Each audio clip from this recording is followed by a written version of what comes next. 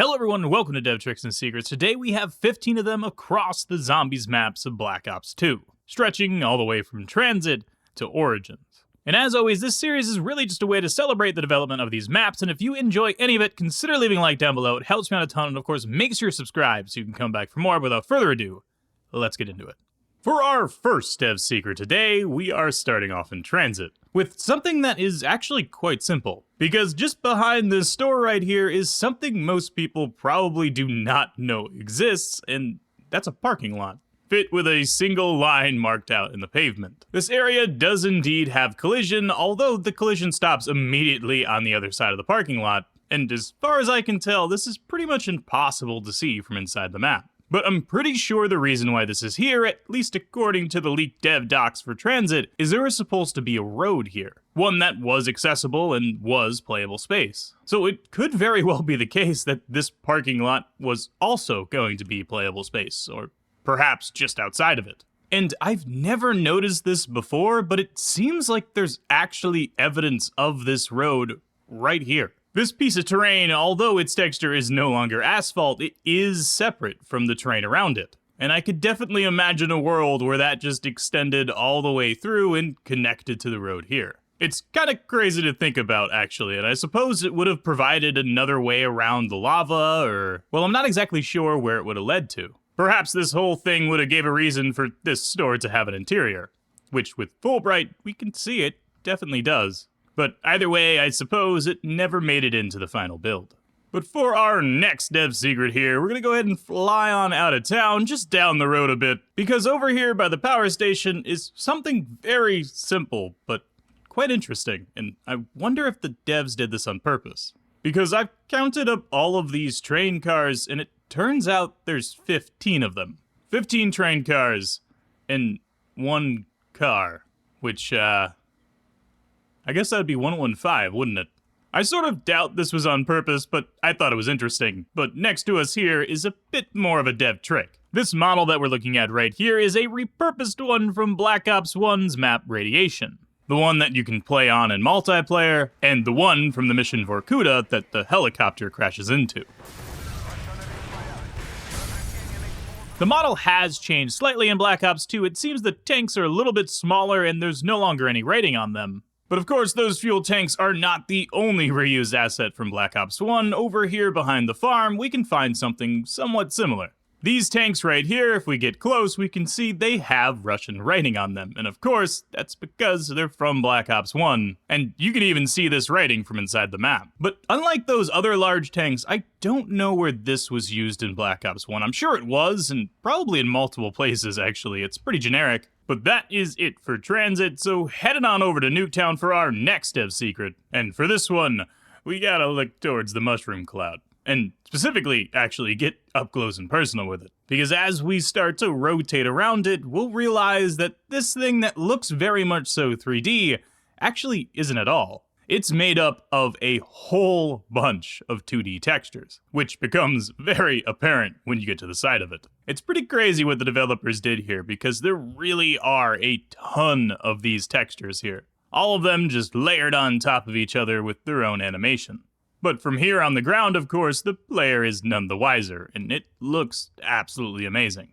But for our next dev trick, there's something somewhat simple here in the backyard of the yellow house. And actually, I think this trick is used in multiple places throughout the map. As it turns out, this rock right here that we're looking at just behind the mystery box location is not on its own, although it looks like it. If we clip underneath the map, we can see it's part of a much larger model, a series of rocks and rubble here that just extend underneath. But the only thing that's left visible to the player is just a couple rocks scattered about. This trick is used quite often in map dev, although it's somewhat simple. Sometimes it's much easier to just repurpose a larger model than to split it up and make a new one. For instance, here on Barry, there's a pretty good example of this that we covered somewhat recently in the backyard of the witch's house. These plants in the garden aren't actually growing out of the ground, it turns out they're potted plants. And instead of making an entire new asset, the devs just use them poking out of the ground instead. And taking a closer look actually at these rocks, I'm pretty sure I was a little bit wrong originally. I think this rock right here is on its own. Although it could be part of this model, I think this model right here is just for this rock that's poking out of the ground. And then this one to the left is also a separate model just for this rock. But for our next dev secret, well, it's actually about a rock once again. Although this time, it's about what's inside of it. Here on Nuketown Zombies, the side of the greenhouse is completely covered with rubble. And zombies do indeed spawn down there somewhere and use this area to climb on up to the windows above. But of course, in multiplayer on the original Nuketown map, this was playable space. There was an area here that you could use to get around the house. And it turns out if we clip into this rock, we can find the original bush. Although the model has clearly changed here for Nuketown Zombies, its position is pretty much exactly the same, and somehow got left behind in development. I'm not exactly sure why. But we can see its model has been swapped, just like other bushes around the map, with the Nuketown Zombies version. It's a very strange thing to see, just a random bush here inside of a rock. I'm gonna do my best here to do a little side-by-side of the two, so you can get an idea of which bush this exactly is. But now it's time to head on over to Mob of the Dead for our next dev secret. If we head on over to the Warden's office, we can find something that I doubt most people know. There's something very strange going on with this corner pillar. From the outside, I'm not exactly sure why it was added. It's actually clipping into a bit of the geometry right here. And honestly, from out here, it seems sort of out of place. The only real explanation I could come up with this is the devs wanted to cover up this little hole here in the texture beneath it, which could very well be the case why it's here, but the strange part about this, if we go underneath the map, is it extends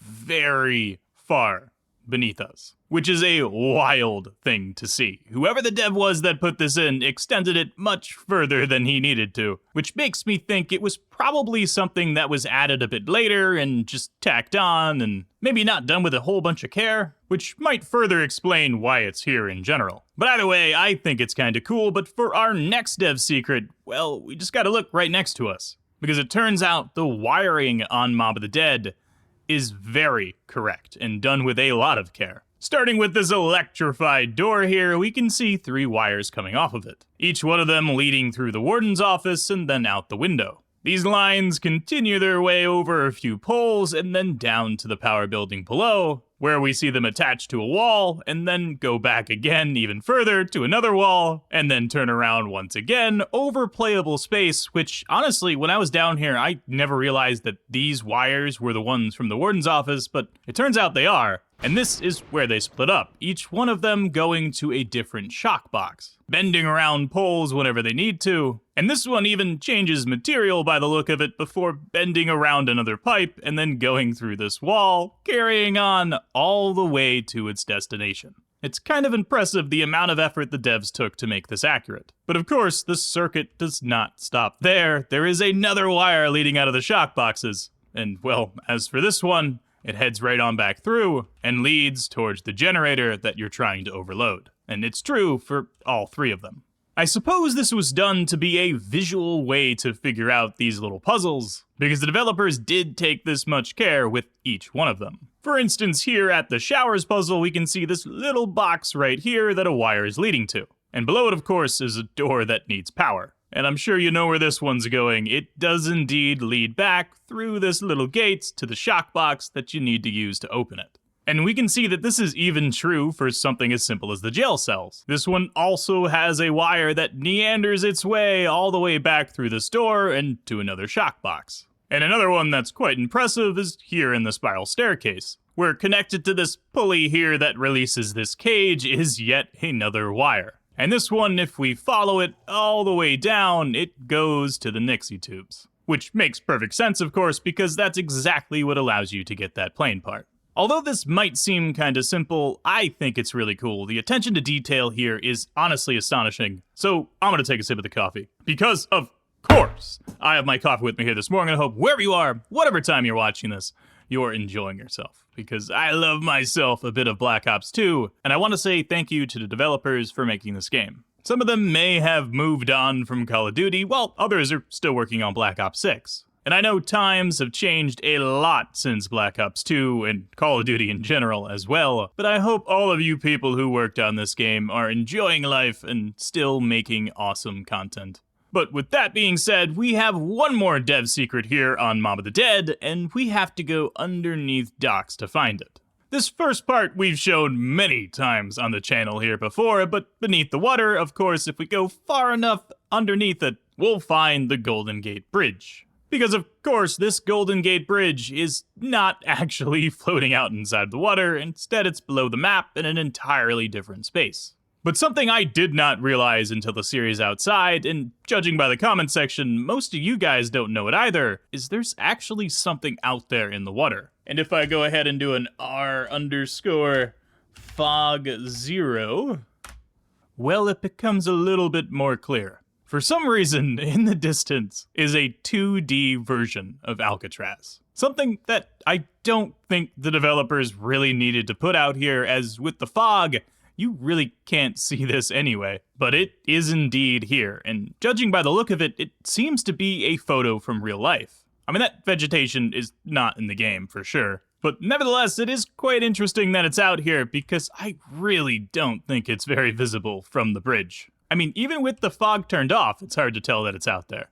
And then with the normal fog? I mean, let me know down in the comment section if you guys knew that was out there, but it is very hard to see. But now it's time to head on over to Buried for our next dev secret. And here with the Witch's House, there is quite an interesting mechanic. For those who somehow don't know, the Witch's House is something you have to go through to get to Pack-a-Punch. And when you do so, you're bombarded by the witches, who will steal your points and suck your soul away. This space is very cramped and even has a sliding bookshelf. But yet, in this map as well, over here in the sheriff's office, is a big dude named Arthur. Or Leroy, for those who played back in the day. And if we let him out of his cage, give him some booze, and continue to open up the pathway all the way to the witch's house. Hey! He's a destructive son of a bitch. I think I like him. It turns out that the big man here does indeed have pathing behind the witch's house. And actually, into part of the witch's house as well. Although when I jump down here, immediately he'll turn around, and you might wonder where he's going. Well, it turns out he's coming out to the backyard. But of course, when using a little bit of no-clip and going outside the map, you can tell that there is no pathway between these two areas. It's completely blocked off, and behind these rocks, well, there's just nothing here. So it does indeed seem to be the case that the big man can teleport. And I think the easiest way to see this is if we shoot him, he'll start running off, and we can indeed follow him. He jumps over the barrier and starts running out of the map before he disappears. And he gets teleported to the other side of the house. And this one, a lot of you guys might actually know, but somehow I did not know this happened the entire time. I don't think I've ever brought this man into the backyard of the witch's house. And if I ever did, I certainly never put together that the guy teleports between the front and the back. And weirdly enough, I think I'm discovering that he only comes to the backyard for booze, because I got Candy right now, and he's not showing up. I guess we know which one he likes more now. And, oh my god, I think I've gotten him stuck. He seems a little bit troubled at the moment. Yeah, every time I do this with Candy, he's just glitching out for some reason. I don't know if there's something that I did that was weird, but, yeah, I can't seem to get him to go back there anymore. But anyways, it's time to head on over to Origins for our next dev secret. Here on Origins, at the very beginning of the match, you get stomped on by one of the robots. You can see it happen at the very end of the intro cutscene when he stomps down and everything fades to black. And you spawn into the match with the screen shaking. And it turns out that this robot is custom just for the intro of the match. Because although it might be obvious to some, the robot does not normally step over spawn. But not only this, at the end of this animation, the robot doesn't just get called out, he actually gets teleported. We can see here if we slow it down frame by frame, he flies across the map. And then he starts to continue his journey here through the normal path that he takes that does not land on top of the spawn building. It turns out the robot that's roaming the map before you open No Man's Land is the robot from the intro. which I think is insanely cool. But for our next dev trick here on Origins, it's about the robots once again. Of course, everyone who has played Origins knows that if you spend too much time in one of the footprints, you're gonna get stepped on. And as it turns out, you don't need to be on the ground for this to happen. It seems the way the developers made this work is any collision with the bottom of the foot while it's going down towards the ground will result in the player going to a black screen and, well, the effects of getting stomped on to happen. And this is true even far outside the map. So you can get stomped on in midair, but you can also get stomped on when you're not even in playable space. Just a little interesting detail about how those robots work, but for our next dev secret, in order to get the parts for the wind staff, you need to shoot open the robot's foot, and it reveals this glowing yellow area underneath. And we can get an up-close look at this if we go to the destroyed robot here outside the map. It turns out both of his feet are actually open. And this area inside, well, it turns out the parts of the robot here are just colored yellow. There isn't actually any light, or at least that I can tell. And you can get a pretty crazy perspective on this if we clip inside of his foot even a little bit more. It looks a lot like pieces of metal, but they're just colored yellow, to create this effect that we all know from Origins. And I guess it's just an added bonus knowing that this is the case for both of the robot's feet. Even on the robot that walks through the map, if we look at the foot that doesn't open, we can still see this yellow box. And of course this is the case because it's randomized. From match to match, it'll be a different foot that you have to go inside of. So this yellow metal effect is inside of each one of the feet, and at the start of each match, the lights get turned on to indicate which one needs to be opened. But finally, for our next dev secret, well, it's actually about the intro cutscene again. And I think this one is sort of more of a Mandela Effect thing rather than a dev secret, but I think it's kinda cool, because as it turns out, the intro cutscene has changed for Origins. And if you're like me, you probably barely remember this. But the original one can be found on YouTube in Treyarch's channel. And although there might be more differences, the main one is Samantha's voice. It began long ago, on the battlefields of the Great War. The original voice is dark, raspy, and demonic. While of course if we listen to this now in Black Ops 2, we hear Samantha clear as day, with the American version of her voice. Two German scientists sought to harness dark and mysterious forces buried for centuries.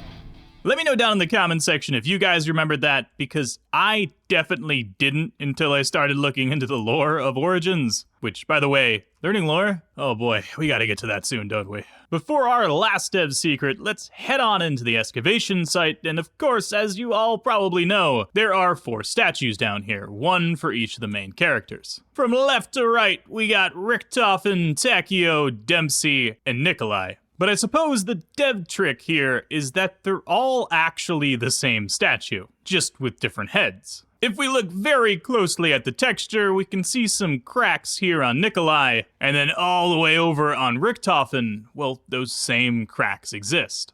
The bodies of these guys, as well as the sword too, they are the exact same between all 4 of them. And something I really didn't realize until now is that the body and head of these models were most likely made by different people. Here on the website of Mike Curran, we can see a whole bunch of work that he has done for the Call of Duty franchise, ranging from these villages in World at War, to Stuhlinger from Black Ops 2, and even some of the operators from Cold War. But something I noticed in common with most of these pages is Mike Curran says that he worked on the body, while the head was created by somebody else. And this seems to be true for even the zombies from Mob of the Dead, for instance. As it says here on Mike's website, the head was made by Thomas and Incy.